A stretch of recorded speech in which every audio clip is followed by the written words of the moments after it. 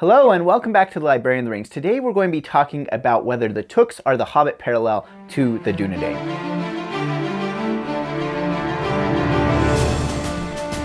Welcome back, my name is Ben, I'm the Librarian. Today we're taking a look at the Hobbits who are known as the Tooks.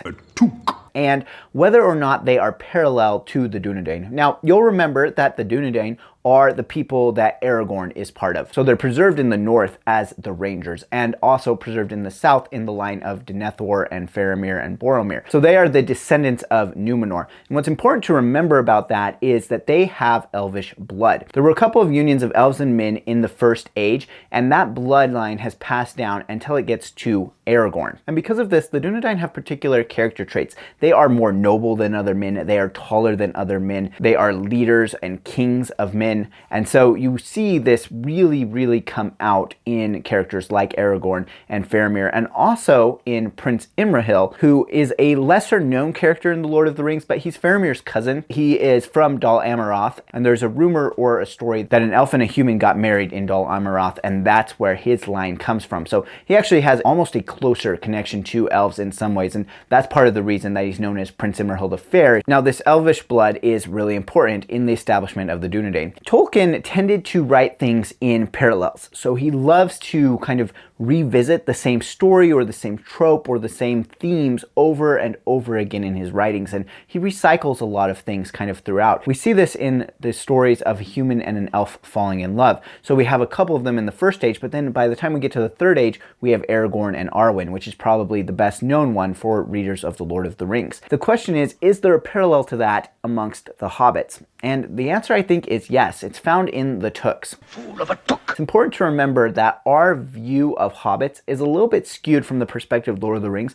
because we have so much Took influence in it. Remember that there are 5 Hobbits that we really know well: Frodo, Sam, Merry, Pippin, and Bilbo. And of those 5, Pippin, whose surname is Took, he's obviously one, and then you have Bilbo, whose mother was a Took, and this whole dichotomy between Took and Baggins is kind of one of the main points of The Hobbit. But then you also have Merry, who is actually a cousin to Pippin, so even though Merry's surname is Brandybuck, he is descended from the Tooks as well. Frodo also has some Took ancestry, but it's a generation more removed than it is for Merry or Bilbo, so he doesn't have quite the same vibe. So our view of Hobbits is kind of skewed by this Took kind of feeling, even though in The Hobbit it takes great pains for us to kind of know how different they are. And speaking of which, I just want to read a line here. It says in The Hobbit, "It was often said in other families that long ago one of the Took ancestors had taken a fairy wife. That was, of course, absurd, but certainly there was still something not entirely Hobbit-like about them, and once in a while, members of the Took clan would go and have adventures." So we have this going on, and it says that one of the Tooks had taken a fairy wife, but that's absurd. Now, the word fairy here means elf, because at this point in his writing, Tolkien was using the terms fairy and elf interchangeably. Similar to how goblin and orc can be used interchangeably, fairy and elf were the same way. Now, from our modern sensibility, that's kind of hard to wrap our mind around because we've had very much this influence for fairies being like Tinkerbell, but that wasn't the case for Tolkien. So fairy here means elf. Now it does say that this was of course absurd, but I want you to remember that a lot of times in Tolkien's work where he says something like "some say" or "it is said," that's often actually what probably did happen. And so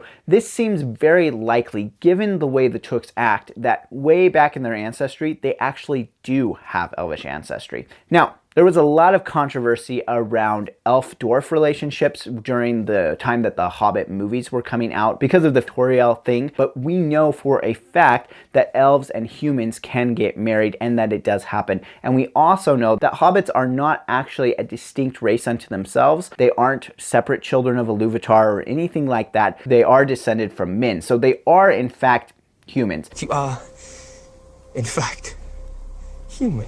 So it really isn't that far outside of our range to think about a hobbit and an elf getting married. So if that did happen, what would we see? Well, we would expect to see things similar to what we see amongst the Dúnedain. We would expect them to be taller. Well, for that we have an example of Lord Took was so large he could ride a real horse, which is something that we just don't see hobbits doing. So they definitely are taller. Now, Merry and Pippin, they do get to be the tallest in the Shire, but that has a lot more to do with Entdrafts than it does with their fairy blood. But we would also see them taking on leadership roles. Well, the Tooks are traditionally the Thanes of the Shire after the Old Bucks. The Thane is essentially the leader of the Shire, particularly the leader in military efforts, which is why it's more of an honorary title by the time we get down to The Hobbit and The Lord of the Rings. But Pippin's father, Paladin, is the rightful Thane of the Shire, as we learn about in The Scouring of the Shire. Now, The Scouring of the Shire was not in the Peter Jackson film, so you might not be familiar with that, but if you aren't, you should go and read it in the book because it's one of the best parts. So we see them being leaders, we see them being taller, and we also would see them having more longevity. Now, we see this in the person known as the Old Took, Bilbo's grandfather. The Old Took lived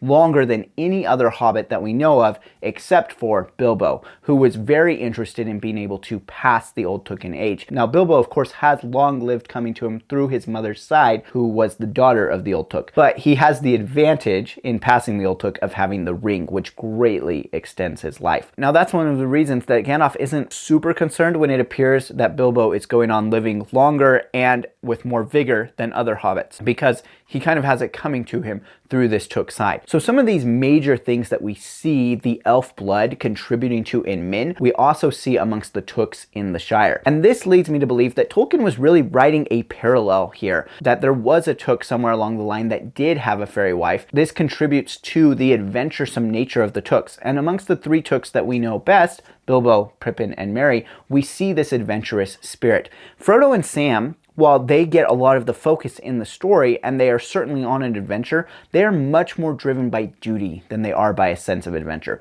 Bilbo, Merry, and Pippin have this much more adventurous spirit to them, coming to them through their Took line. So all evidence for me points to the Tooks being the parallel to the Dúnedain amongst the hobbits. Now, I want to hear from you. What do you think about this? Do you think that there was a Took along the line who married an elf, and that contributed to the way we see Bilbo, Merry, and Pippin acting in the books? So go ahead, drop down in the comments, let me know, and let me know if you have any questions. Until next time, farewell wherever you fare. May your ears receive you at your journey's end.